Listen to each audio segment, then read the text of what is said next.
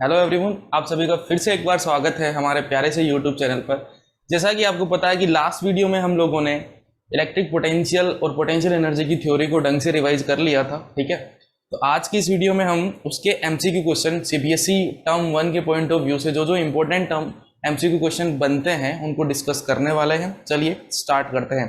अब स्टार्ट करने से पहले कुछ फॉर्मूलाज मैं आपको बताना चाहता हूँ जो एनसीईआरटी के अंदर नहीं थे, बट इनसे क्वेश्चंस आते हैं। जैसे कि इलेक्ट्रोस्टैटिक पोटेंशियल का फॉर्मूला हमें पता होना चाहिए किसी होलो या फिर कंडक्टिंग स्फीयर, होलो स्फीयर हो, ठीक है, अगर नॉन कंडक्टिंग है तो, और कंडक्टिंग है तो होलो हो या फिर सॉलिड हो, कोई फर्क नहीं पड़ता है, सेम ही चीज होने वाली है। अब इन दोनों ही होलो स्फीयर या फिर कंडक्टिंग स्फीयर के केस में होता है क्या है कि सारा का सारा चार्ज कहाँ रहता है, सारा का सारा चार्ज सरफेस पे रहता है। तो अपने को तीन जगह पे पोटेंशियल पता होना चाहिए। एक, मान लो कि ये एक होलो स्फीयर है या फिर कंडक्टिंग स्फीयर है जिसकी रेडियस कैपिटल आर है और जिस पे टोटल चार्ज क्यू उसकी सरफेस पे डिस्ट्रीब्यूटेड है, ठीक है। एक उसके इनसाइड जिसको मैंने पॉइंट नंबर 1 नाम दिया है, एक उसके सरफेस पे पॉइंट नंबर 2, और एक आउटसाइड पॉइंट नंबर 3 जो सेंटर से आर डिस्टेंस पे है। इन जगह अपने को इलेक्ट्रिक पोटेंशियल का फॉर्मूला पता होना चाहिए। तो सबसे पहले जो इनसाइड वाला पॉइंट है, ठीक है ना, इनसाइड वाले पॉइंट पे जो इलेक्ट्रिक पोटेंशियल होता है वो होता है के क्यू बाई आर। यहाँ पे के सभी को पता है, Coulomb's constant 9 × 10⁹ q charge r radius, और सरफेस पे के क्यू बाई आर। अब यहाँ पे समझने वाली बात ये है कि देखो इनसाइड पे k q by are formula आया, यहाँ पे के भी कांस्टेंट है, क्यू भी कांस्टेंट है और आर भी कांस्टेंट है किसी पर्टिकुलर स्फीयर के लिए। मतलब क्या है इस बात का, मतलब ये है कि किसी स्फीयर के अंदर टोटल चार्ज क्या रहता है, टोटल चार्ज, सॉरी, किसी स्फीयर के अंदर जो किसी भी पॉइंट के ऊपर, ठीक है ना, किस स्फीयर के अंदर आप कोई भी पॉइंट उठाओ वहां पे आपका जो इलेक्ट्रिक पोटेंशियल है वो सेम रहता है, कांस्टेंट रहता है, चेंज नहीं होता है। जितना सरफेस पे होता है उतना ही अंदर होता है। लेकिन कहानी चेंज हो जाती है जब हम आउटसाइड द स्फीयर, यानी कि हमारी जो सेंटर से डिस्टेंस है किसी पॉइंट की जहां पे हमको इलेक्ट्रिक पोटेंशियल फाइंड आउट करना है वो कैपिटल आर से ज्यादा हो जाती है, यानी कि वो पॉइंट जो है स्फीयर से बाहर आ जाता है। उस केस में जो इलेक्ट्रिक पोटेंशियल का फॉर्मूला होता है वो होता है के क्यू बाय स्मॉल आर, जहाँ पे स्मॉल आर वहां की डिस्टेंस है। तो यहाँ से साफ साफ पता पड़ रहा है कि जैसे जैसे आप दूर जाते जाओगे, सेंटर से दूर जाते जाओगे, तो ये आर बढ़ता जाएगा और पोटेंशियल डिक्रीज होता रहेगा। तो इसका जो एक ग्राफ है वो ग्राफ भी हमें पता होना चाहिए। वी और आर के बीच का ग्राफ अगर आप ध्यान से देखो, जब आर की वैल्यू 0 मतलब सेंटर पे, सेंटर से लेकर के आर की वैल्यू कैपिटल आर मतलब वो इनसाइड पॉइंट घूम रहे हैं, वहां पे सभी जगह इलेक्ट्रिक पोटेंशियल की वैल्यू के क्यू बाय आर है। जैसे ही वो आर की वैल्यू कैपिटल आर से ज्यादा होती है, ठीक है, उसके बाद जैसे जैसे आर इंक्रीज करता है इलेक्ट्रिक पोटेंशियल डिक्रीज करना स्टार्ट कर देता है, ठीक है। बिकॉज यहाँ पे जो इलेक्ट्रिक पोटेंशियल होता है वो आर के इनवर्सली प्रोपोर्शनल होता है, ठीक है। जो इलेक्ट्रिक पोटेंशियल होता है वो आर के इनवर्सली प्रोपोर्शनल होता है, ठीक है। इसी तरीके से सॉलिड स्फीयर के केस में, ठीक है, सॉलिड स्फीयर के केस में, अब ये सॉलिड स्फीयर कैसा होगा, नॉन कंडक्टिंग होगा, क्योंकि कंडक्टिंग वाले केस में पिछले वाला फॉर्मूला चाहे सॉलिड हो चाहे होलो हो। अगर नॉन कंडक्टिंग सॉलिड स्फीयर है तो उसकी वजह से इलेक्ट्रोस्टैटिक पोटेंशियल हमें उन्हीं तीन जगह पे पता होना चाहिए, इनसाइड, सरफेस पे और आउटसाइड। तो देखो यहाँ पे सरफेस पे और आउटसाइड तो फॉर्मूला सेम ही होते हैं जैसे वहां पे थे, बट इनसाइड थोड़ा सा फॉर्मूला में चेंज आता है। इनसाइड जो फॉर्मूला होता है, अगर किसी आर डिस्टेंस पे, यहाँ पे देखो पॉइंट नंबर 1 है, ये मान लो कि स्मॉल आर डिस्टेंस पे, तो यहाँ पे अगर आपको इलेक्ट्रिक पोटेंशियल बताना है तो उसका फॉर्मूला हो जाएगा k q by 2 r cube bracket 3 r square minus small r square. वैसे इसके क्वेश्चन ज्यादातर आपके जेई और नीट में पूछे जाते हैं, बट एक एक्स्ट्रा फॉर्मूला याद करने में हमारा कुछ नहीं जाएगा, हम सेफ साइड में रहेंगे। अब अगर मैं सेंटर पे बात करूं तो सेंटर पे स्मॉल आर की वैल्यू 0 हो जाएगी, ठीक है। वो पॉइंट जहां पे अपने को इलेक्ट्रिक पोटेंशियल निकालना है वो सेंटर पे ही आ गया, तो आर की वैल्यू 0 हो गई। आर की वैल्यू यहाँ पे 0 पुट करोगे तो आपको ये मिलेगा 3/2 टाइम्स ऑफ के क्यू बाई आर, और के क्यू बाई आर होता है सरफेस का। तो सेंटर पे जो इलेक्ट्रोस्टैटिक पोटेंशियल होता है वो सरफेस पे इलेक्ट्रोस्टैटिक पोटेंशियल का 3/2 टाइम्स होता है, ठीक है ना। जो सरफेस पे इलेक्ट्रिक पोटेंशियल है उसका 3/2 टाइम्स होता है सेंटर पे। तो इसका अगर आप ग्राफ देखोगे तो इस तरीके का ग्राफ आता है सॉलिड स्फीयर के केस में इलेक्ट्रोस्टैटिक पोटेंशियल का, सेंटर पे 3/2 के क्यू बाई आर, फिर वो डिक्रीज करता है, कुछ इस तरीके से डिक्रीज करता है, देन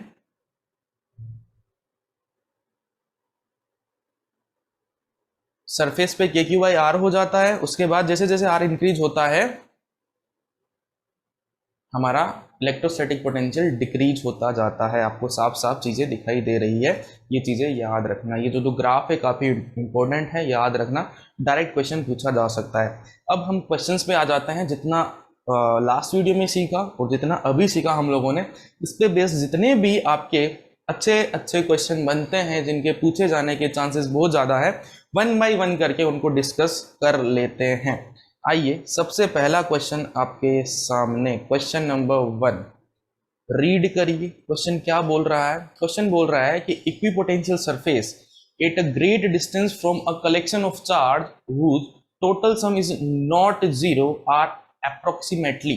देखो, बहुत दूर की बात हो रही है, तो बहुत सारे चार्ज क्या हम पॉइंट चार्ज की तरह ट्रीट कर सकते हैं? हाँ सर, पॉइंट चार्ज की तरह ट्रीट कर सकते हैं। मान लो कि यहाँ पे बहुत सारे चार्ज जिनको टोटल सम जो है कैपिटल क्यू पड़ा है।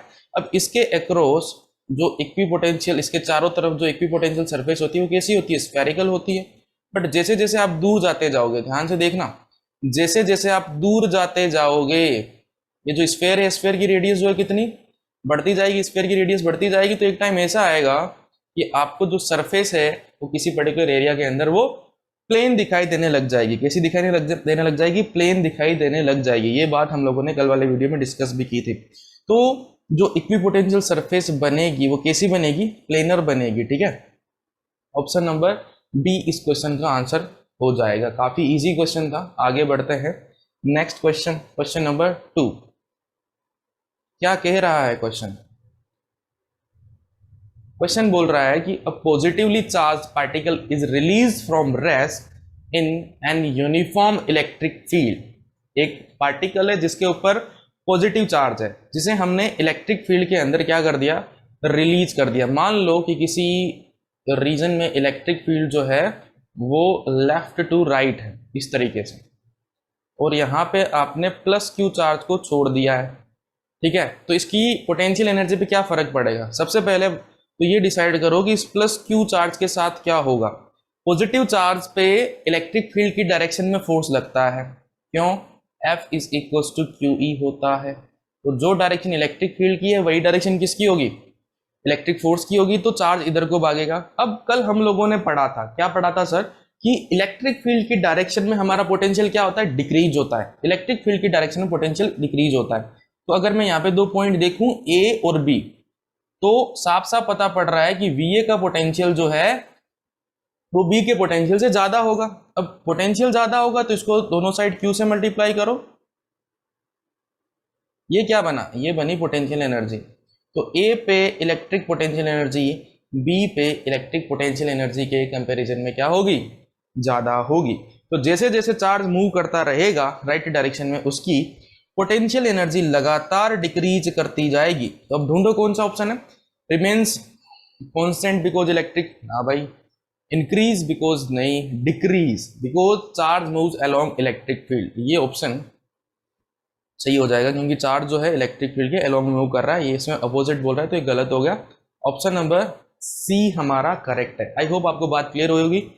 तो बिना टाइम वेस्ट किए हुए बढ़ता है नेक्स्ट क्वेश्चन की तरफ। नेक्स्ट क्वेश्चन आपको दिखाई दे रहा है, क्या बोल रहा है क्वेश्चन? ध्यान से पढ़िए कि आपको 3 डायग्राम दिए गए हैं, फिगर 1, फिगर 2 एंड फिगर 3। इसके अंदर इक्विपोटेंशियल सरफेस बनाई गई है। सारी की सारी इक्विपोटेंशियल सरफेस क्या है? प्लेनर है। और उन सब के पोटेंशियल आपको बना के दिए गए हैं 10 volt, 20 volt, 30 volt, 40 volt and 50 volt. फिर आपको तीनों ही केस में जो इलेक्ट्रोस्टैटिक पोटेंशियल है वो दे दिया। एंड आपसे पूछा जा रहा है कि किसी चार्ज को हम ए से बी पे लेके जाएं तो जो वर्क डन होगा उसको कंपेयर करके बताइए। अगर आप ध्यान से देखो, यहाँ पे ना थोड़ी सी मिस्टेक है। ये इसका 10 है, ये इसका 20 है, एंड ये 30 है, ये इसका 40 है, और ये 50 इसका है। तो इसके अंदर आप देखो 22 कहाँ लेके जा रहे हो?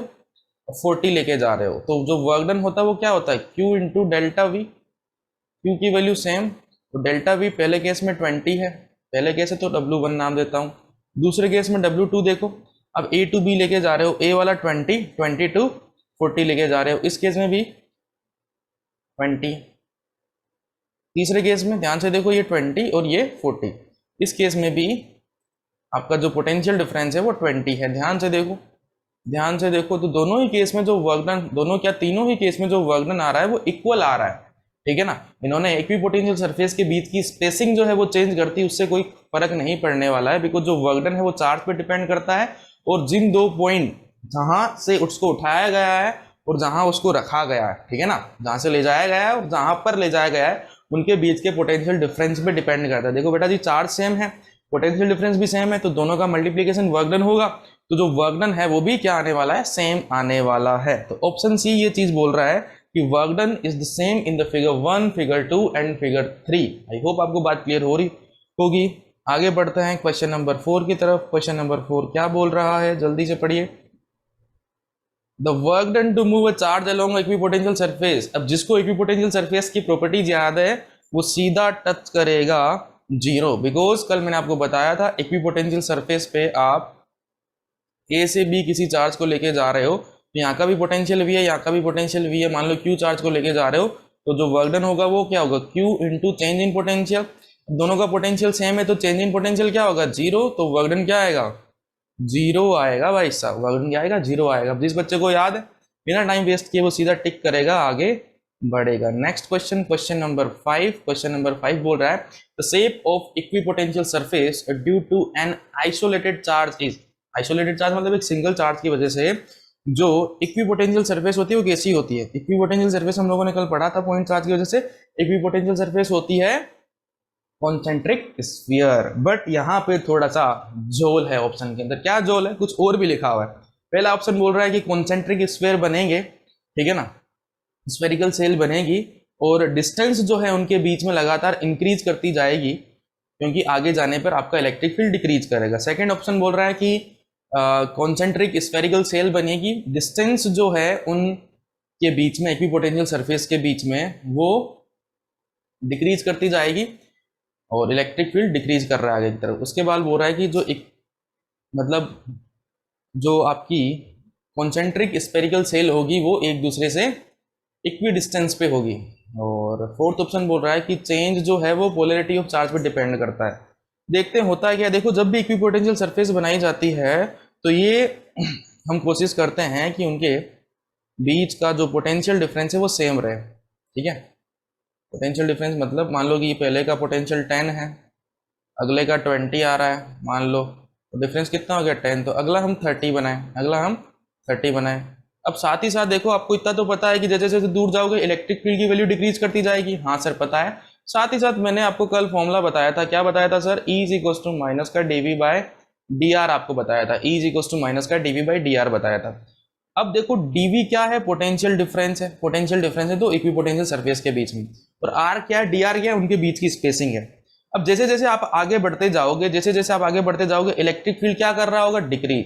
अब इलेक्ट्रिक फील्ड डिक्रीज करेगा तो dV कांस्टेंट है, तो ध्यान से देखो dr क्या होगा, इंक्रीज होगा। dr क्या है, दो सरफेस के बीच की डिस्टेंस। तो जैसे जैसे आप चार्ज से दूर जाते जाओगे आपका इलेक्ट्रिक फील्ड जो है डिक्रीज करता जाएगा, और जो इक्विपोटेंशियल सरफेस होगी उनके बीच की डिस्टेंस लगातार इंक्रीज करती जाएगी, ठीक है, लगातार इंक्रीज करती जाएगी। Option number A. अगर किसी बच्चे को डायरेक्ट वो जो डायग्राम कल मैंने बताया था वो याद है या एनसीईआरटी रीड कर रखी है आप लोगों ने, तो आप सीधा भी टिक मार सकते हो, क्योंकि वहां पे साफ साफ जो डिस्टेंस है लगातार इंक्रीज करती जा रही है। नहीं तो आप इस कॉन्सेप्ट का भी यूज कर सकते हैं। आई होप आपको बात समझ में आ रही होगी। आगे बढ़ते हैं, क्वेश्चन नंबर 6 क्या बोल रहा है, electric potential inside a conducting sphere. अभी पढ़ के आए हैं किसी कंडक्टिंग स्फीयर के अंदर जो इलेक्ट्रिक पोटेंशियल होता है, जिसपे चार्ज कैपिटल क्यू हो, जिसकी रेडियस कैपिटल आर हो, इनसाइड कोई भी पॉइंट उठा लेना आप कंडक्टिंग या होलो स्फीयर पे, जो इलेक्ट्रिक पोटेंशियल आएगा वो कितना आएगा, के क्यू बाय कैपिटल आर, यानी कि कांस्टेंट रहेगा, रिमेन्स कांस्टेंट, ठीक है। Question number 7, question number 7 AR type के क्वेश्चन, ठीक है, जहां पे बच्चों को डिफिकल्टी फील होती है। चलो ट्राई करते हैं, है ना। सबसे पहले तो डायरेक्शन दे रखी है आपको कि आपको दो स्टेटमेंट है, एक आपका एसर्शन है, दूसरा आपका रीजन है। फिर आपको 4 ऑप्शन टिक करने हैं ABCD में से। ए बोलेगा कि ए कब टिक करना है, जब जो आपका एसर्शन और रीजन दोनों ट्रू है, दोनों स्टेटमेंट सही है, साथ ही साथ जो रीजन है करेक्ट एक्सप्लेनेशन है किसकी, ए की। बी ऑप्शन आपको टिक मारना है जब ए और आर दोनों ट्रू है, बट आर जो है करेक्ट एक्सप्लेनेशन नहीं है। सी मारना है जब आर फॉल्स है और ए ट्रू है। डी ऑप्शन टिक करना है जब ए गलत है और आर सही है। ठीक है, तो अब इसके नीचे एक क्वेश्चन है, आगे भी और क्वेश्चन है, बट इन डायरेक्शन को आप ध्यान में रखना। ठीक है, नहीं तो आप एग्जाम में देख भी सकते हैं, आपको दी हुई होगी। तो सबसे पहला क्वेश्चन नंबर 7 का एसर्शन वाला जो स्टेटमेंट है वो बोल रहा है कि electric field is always normal to the equipotential surface and along the direction of decreasing order of potential. ये तो बात सही है, डिक्रीज करेगा वहां होगा, और नॉर्मल भी होती है, बात सही है। अगर इलेक्ट्रिक पोटेंशियल की, इक्विपोटेंशियल सरफेस की अगर आपको प्रॉपर्टीज पता है तो सबसे पहली प्रॉपर्टी यही होती है ना, वो पहली होती है, कोई भी हो कोई दिक्कत वाली बात नहीं, बट ये प्रॉपर्टी होती है।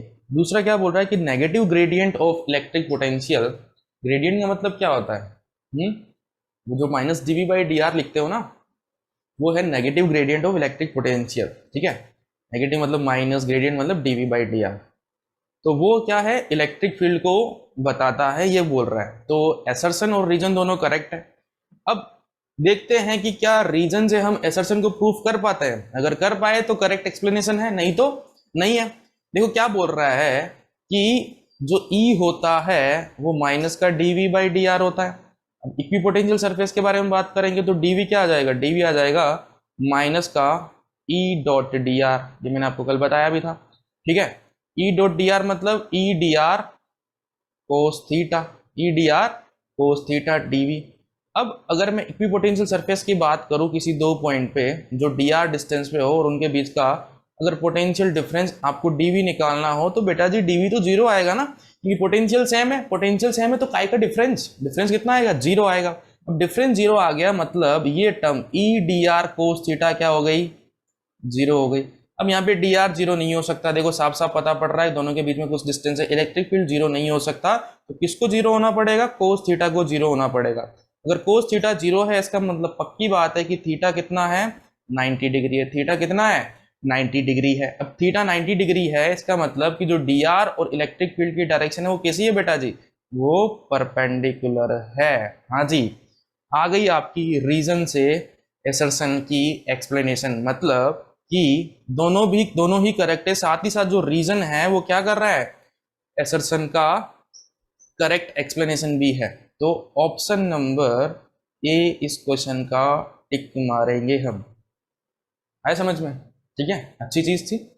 आगे बढ़ते हैं क्वेश्चन नंबर 8, ये भी एआर टाइप का क्वेश्चन है। पढ़िए क्वेश्चन को, क्या बोल रहा है क्वेश्चन, कहना चाहता है एसर्शन, क्या कहना चाहता है एसर्शन, कहना चाहता है work done in moving a charge between any 2 points in a uniform electric field is independent of path followed by the charge between these 2 points। ठीक है, ये बात एनसीईआरटी के अंदर साफ साफ लिखी हुई है कि जो इलेक्ट्रोस्टैटिक फोर्स होता है वो कंजर्वेटिव नेचर का होता है। तो अगर आप एक पॉइंट से दूसरे पॉइंट तक लेके जाओगे तो एक पॉइंट से दूसरे पॉइंट तक चार्ज को ए टू बी तक ले जाने के इनफाइनाइट वेज हो सकते हैं, इनफाइनाइट वेज हो सकते हैं। मैं इधर से लेके जा सकता हूँ, मैं इधर से लेके जा सकता हूँ, बट अगर आप इलेक्ट्रिक फील्ड के अंदर इस चार्ज को लेके जा रहे हो तो वर्क डन क्या होगा, सेम होगा, वर्क डन सेम होगा, बिकॉज जो इलेक्ट्रिक फील्ड होता है वो कंजर्वेटिव नेचर का होता है और कंजर्वेटिव फोर्सेस के लिए तो फोर्स भी कंजर्वेटिव नेचर का होगा। तो जो कंजर्वेटिव फोर्सेस होते हैं उनके लिए जो वर्क डन जो होता है वो पाथ पे डिपेंड नहीं करता है, वो सिर्फ इनिशियल और फाइनल पोजीशन पे डिपेंड करता है। तो जो एसर्शन है वो करेक्ट है। रीजन क्या बोल रहा है कि electrostatic force is non conservative, तो भाई साहब ये गलत हो गया, रीजन जो है साफ साफ गलत है। देखिए कौन सा ऑप्शन है, रीजन फॉल्स है, सी ऑप्शन, ठीक है ना। तो इस क्वेश्चन का आप ऑप्शन सी करेक्ट करोगे। आगे बढ़ते हैं क्वेश्चन नंबर 9। क्वेश्चन नंबर 9 क्या बोल रहा है, एसर्शन बोल रहा है कि electric potential and electric potential energy are two different quantities. बिल्कुल सही बात है, बिकॉज जो इलेक्ट्रिक पोटेंशियल और इलेक्ट्रिक पोटेंशियल एनर्जी में रिलेशन होता है वो कुछ इस तरीके का होता है, U is equal to V into Q, है ना। ये मैंने कल आपको बताया भी था प्रूफ करके। तो दोनों के दोनों अगर सेम क्वांटिटी होती है तो ये क्यों नहीं आना चाहिए, है ना। दोनों की दोनों सेम क्वांटिटी नहीं है, हाँ दोनों की वैल्यू सेम हो सकती है कि स्पेशल केस जब Q की वैल्यू क्या हो जाए, 1 हो जाए, but they both are different quantities. बिल्कुल सही है, एसर्शन सही है। रीजन क्या बोल रहा है कि for a test charge Q and point charge capital Q, test charge Q तक तो बात ठीक थी, but point charge capital Q the electric potential energy become equal to potential. नहीं बेटा जी, गलत। ये सिर्फ टेस्ट चार्ज जिसका वैल्यू होता है +1 कूलम, उसके लिए ही वैलिड होगा कि उनकी वैल्यू इक्वल हो जाएगी, बट किसी पॉइंट चार्ज के लिए ये बात सही नहीं है। तो रीजन इसका गलत है, तो इसका भी क्या मारोगे, ऑप्शन सी करेक्ट मारोगे। इसका भी क्या मारोगे, ऑप्शन सी करेक्ट मारोगे। ठीक है, बात आ रही है समझ में। आगे बढ़ते हैं क्वेश्चन नंबर 10 की तरफ। क्वेश्चन नंबर 10 क्या बोल रहा है, फिर से आपके मल्टीपल चॉइस क्वेश्चन आ गए। क्या बोल रहा है कि work done in bringing a unit positive charge from infinite distance to a point at distance x from q। देखो भाई साहब, बनाते हैं। एक q है, इनफाइनाइट से एक पॉइंट होगा मान लो p, जो x डिस्टेंस दूर होगा। यहां से इनफाइनाइट से किसी यूनिट पॉजिटिव चार्ज को लाया गया है, तो इसको लाने में जो वर्क डन है बोला जा रहा है कितना है, W है। तो पूछा जा रहा है कि इस पॉइंट पे पोटेंशियल कितना होगा। अगर आपको याद आ रहा है तो इन्होंने डेफिनेशन ही बता दी, भाई साहब, कि ये जो वर्क डन होता है यही तो यहाँ पे पोटेंशियल के फॉर्म में सेव हो जाता है। अगर कोई चार्ज की वैल्यू Q होती है तो वो क्या होता है, पोटेंशियल एनर्जी। अगर चार्ज की वैल्यू 1 होती है तो वो क्या बन जाता है, इलेक्ट्रिक पोटेंशियल। तो इलेक्ट्रिक पोटेंशियल जो होगा यहाँ पे, ये वर्क डन ही तो होता है, तो V की वैल्यू W आएगी। ऑप्शन से कंफ्यूज नहीं होना है देख के, ठीक है ना, V की वैल्यू W ही आएगी। आगे बढ़े क्वेश्चन नंबर 11 की तरफ। क्वेश्चन नंबर 11 क्या बोल रहा है, a test charge is moved from lower potential point to higher potential point। एक टेस्ट चार्ज को आप लोगों ने लोअर पोटेंशियल पॉइंट से हायर पोटेंशियल पॉइंट पे पहुंचा दिया। मान लो कि A से B में पहुंचा दिया, तो क्वेश्चन बोल रहा है लोअर से हायर, मतलब VB ज्यादा होगा VA से। ठीक है, ये लो भाई साहब, कोई दिक्कत नहीं है। तो पूछा जा रहा है कि potential energy of test charge, potential energy पे क्या फर्क पड़ेगा। तो यहाँ पे इसकी पोटेंशियल एनर्जी कितनी होगी टेस्ट चार्ज की, टेस्ट चार्ज है तो 1 इंटू VA, और यहाँ पे कितनी होगी 1 इंटू VB। कैसे लिखा सर, ये U का फॉर्मूला होता है ना बेटा जी, U इंटू V, वहां से लिखा। ठीक है, तो ध्यान से देखो, VB ज्यादा है VA से, तो UB ज्यादा होगा UA से, UB ज्यादा होगा UA से। मतलब कि जो पोटेंशियल एनर्जी है क्या हो रही है, पोटेंशियल एनर्जी इंक्रीज हो रही है, पोटेंशियल एनर्जी इंक्रीज हो रही है। Option number B. आगे बढ़ते हैं क्वेश्चन नंबर 12। क्या बोल रहा है, hollow metal sphere of radius 5 centimetre. देखो बेटा, होलो भी है और मेटल भी है ना। तो सबसे पहला वाला, ठीक है ना, जिसकी रेडियस कितनी दे रखी है, 5 सेंटीमीटर दे रखी है। It charge such that the potential on the surface is 10 volt. Surface पे पोटेंशियल कितना है, 10 वोल्ट है। The potential at the distance of 2 centimetre from the centre of the sphere is. अब जरा ध्यान से देखना, स्फीयर की जो रेडियस है कितनी है 5 सेंटीमीटर, और सेंटर से 2 सेंटीमीटर पे कोई पॉइंट है, पॉइंट अंदर हो गया ना, पॉइंट अंदर हो गया। और होलो के केस में जितना पोटेंशियल सरफेस पे होता है, जितना पोटेंशियल सरफेस पे होता है उतना का उतना इनसाइड होता है, उतना का उतना इनसाइड होता है। तो सरफेस पे इतना है तो इनसाइड कितना हो जाएगा बेटा जी, 10 ही हो जाएगा, 10 ही हो जाएगा, है ना। अब कुछ बच्चे इसमें कैलकुलेशन करने बैठ जाते हैं तो दिक्कत हो जाती है। सिंपल सा लॉजिक याद रखना, छोटी छोटी चीजें हैं बट इंपॉर्टेंट है। आगे क्वेश्चन नंबर 13 क्या बोला, question number 13, two conducting sphere, दो कंडक्टिंग स्फीयर है। कंडक्टिंग स्फीयर फिर से होलो है ना, होलो वाला केस। दो कंडक्टिंग स्फीयर, एक की रेडियस R1, दूसरे की रेडियस R2। ये लो भाई साहब, ठीक है, दोनों पे चार्ज क्या है, सेम है। ये लो, दोनों पे चार्ज क्या हो गया, सेम हो गया। तो पूछ रहा है कि पोटेंशियल का रेशियो क्या होगा। तो इसका पोटेंशियल कितना हो जाएगा, KQ बाय R1, इसका पोटेंशियल KQ बाय R2। दोनों का रेशियो निकाल लो, V1 बाय V2 आएगा आपका KQ by R1 divided by KQ by R2। इसे सोल्व करेंगे, R2 पर चला जाएगा, KQ से KQ कट जाएगा, तो V1 बाई V2 आएगा R2 बाय R1। इतने सिंपल क्वेश्चन है, इतने सिंपल क्वेश्चन है। R2 by R1, R2 by R1। Question number 14, question number 14 क्या बोल रहा है, 27 drops of mercury are charge simultaneously to same potential of 10 volt. ठीक है ना, 27 ड्रॉप्स है, 27 ड्रॉप्स को चार्ज किया गया 10 वोल्ट तक। What will be the potential if all charge drop are made to combine form of one large drop? अगर हम इन 27 ड्रॉप को मिला के एक बड़ी ड्रॉप बना दें तो उसका पोटेंशियल क्या होगा। देखो बेटा जी, यहाँ पे जो कॉन्सेप्ट यूज में आने वाला है ना, वो आने वाला है, एक तो आपका वॉल्यूम कंजर्व रहेगा और दूसरा आपका चार्ज कंजर्व रहेगा। दो चीजें आपकी काम आने वाली है। तो पहले पोटेंशियल 10 वोल्ट तक किया गया है, तो मान लेते हैं कि एक की जो रेडियस है वो स्मॉल आर है और इस पे क्यू चार्ज है, तो इसका पोटेंशियल वी कितना, के क्यू बाय आर, और ये आपको 10 दे रखा है। तो मतलब के क्यू बाई आर की वैल्यू अपने को कितनी दे रखी है, 10 दे रखी है। अब इसको संभाल के रख लेते हैं। एसी कितनी है, 27, टोटल कितनी है 27 ड्रॉप्स को मिला के आपने एक बड़ी ड्रॉप बनाई। तो इन छोटी ड्रॉप को मिला के बड़ी ड्रॉप बनाओगे तो सबसे पहले क्या सेम रहेगा, वॉल्यूम सेम रहेगा। मान लो कि बड़ी ड्रॉप बनाई आपने जिसकी रेडियस कैपिटल आर है, जिसकी रेडियस कैपिटल आर है, अगर इनका वॉल्यूम सेम रहेगा, वॉल्यूम सेम रहेगा मतलब 27 times of volume of small drops, ये क्या होगा, वॉल्यूम ऑफ बिग ड्रॉप के बराबर। तो 27 इंटू ड्रॉप का वॉल्यूम कैसे लिख सकते हो, 4/3 इंटू पाई आर क्यूब, और ये क्या हो जाएगा 4/3 into pi capital R cube. ये इससे कटा, क्यूब रूट ले लेते हैं। 27 का क्यूब रूट क्या आ जाएगा, 27 का क्यूब रूट क्या आ जाएगा, बोलो बोलो, 27 का क्यूब रूट कितना आ जाएगा, 3 3 इंटू 3 9, 9 इंटू 3 27।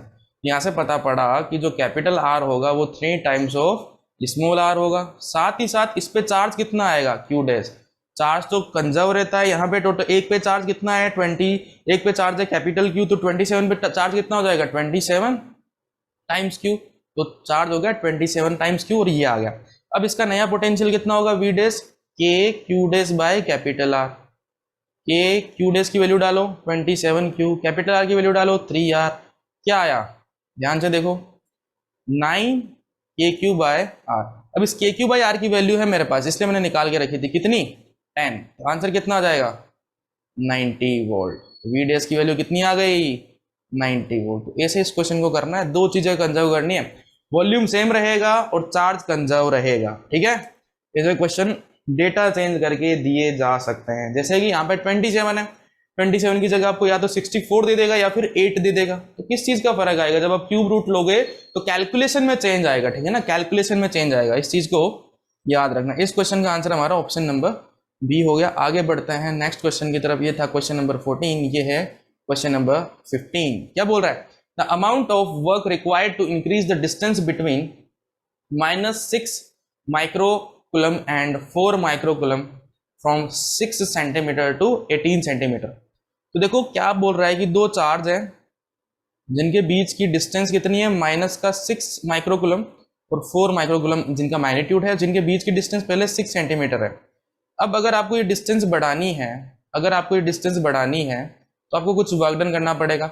उस वर्क डन की वैल्यू कितनी है वो आपको निकालनी है। तो बढ़ा के कितनी करनी है, 8 सेंटीमीटर, 8 सेंटीमीटर, ठीक है, 6 माइक्रोकुलम, ये 4 माइक्रोकुलम। तो इट्स तो होगा क्या, देखो यहाँ पे कुछ पोटेंशियल एनर्जी होगी, इनिशियल पोटेंशियल एनर्जी, यहाँ पे कुछ एनर्जी आएगी, फाइनल पोटेंशियल एनर्जी आएगी। अब आपको इनको हटाने में वर्क डन करना पड़ेगा, वर्क डन करना पड़ेगा, तो वो वर्क डन जाएगा कहाँ, वर्क डन यहाँ पे पोटेंशियल एनर्जी की फॉर्म में सेव हो जाएगा।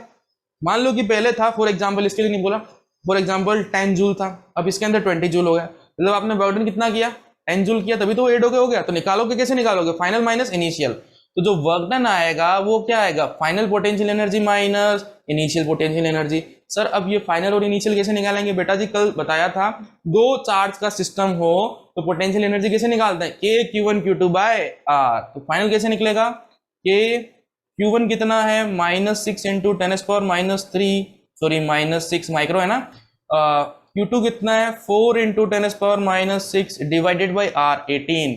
सेंटीमीटर को मीटर में चेंज करना मत भूलना, माइनस के इंटू फिर से वही -6 into 10⁻6 into 4 into 10⁻6 divided by 18 into 10⁻2 sorry यहाँ पे आएगा 6, क्यों, क्योंकि वहां पे 6 है। अब क्या करो, के की वैल्यू डाल दो, के की वैल्यू कितनी 9 इंटू 10⁻9, 9 इंटू 10⁻9। तो मैं इसको यहाँ सोल्व कर रहा हूँ, ध्यान से देखते रहना, 9 इंटू 10⁻9, और ये कितना बना ध्यान से देखो, माइनस का 24 डिवाइडेड बाई 18 और 10 की पावर बन गई 12 और नीचे से 2 कट गई तो 10 पावर -10 है ना। और ये इससे गया 2 टाइम्स और ये इससे गया 12 टाइम्स, तो ये बना 12 इंटू 10 पावर -1, माइनस में आगे भी कुछ और है, तो आगे क्या आएगा 9 इंटू 10 पावर 9, ये क्या बनेगा माइनस का 24 इंटू डिवाइडेड बाई ये आ गया फिर से 6 और 10 पावर वही माइनस की 10 बनेगी यहाँ पे, ठीक है। ये आप कैलकुलेशन बड़े ध्यान से कर लिए। ये आया माइनस का 4 टाइम्स और वो बनेगा माइनस माइनस प्लस का 36 इंटू 10 पावर -1, इसको जब आप करोगे तो ये बनेगा 24 ना, ये इसके आगे माइनस भी तो है, ये रहा माइनस, इसको सोल्व करेंगे तो बनेगा 36 में से 12 चला जाएगा तो 24 इंटू 10 पावर -1, इसको मैं लिख सकता हूँ 2.4। तो मेरा जो वर्क डन आया वो कितना आया 2.4 जूल आपको वर्क डन करना पड़ेगा इस प्रोसेस में, ऑप्शन नंबर बी जैसे है ना 2.4 जूल वर्क डन करना पड़ेगा, माइक्रो जूल नहीं, ठीक है ना, 2.4 जूल। ठीक है, आगे बढ़े, थैंक यू वेरी मच, ठीक है, मिलते हैं आपसे नेक्स्ट वीडियो में आगे एक कॉन्सेप्ट के साथ, तब तक आप पढ़ते रहिए और मचाते रहिए।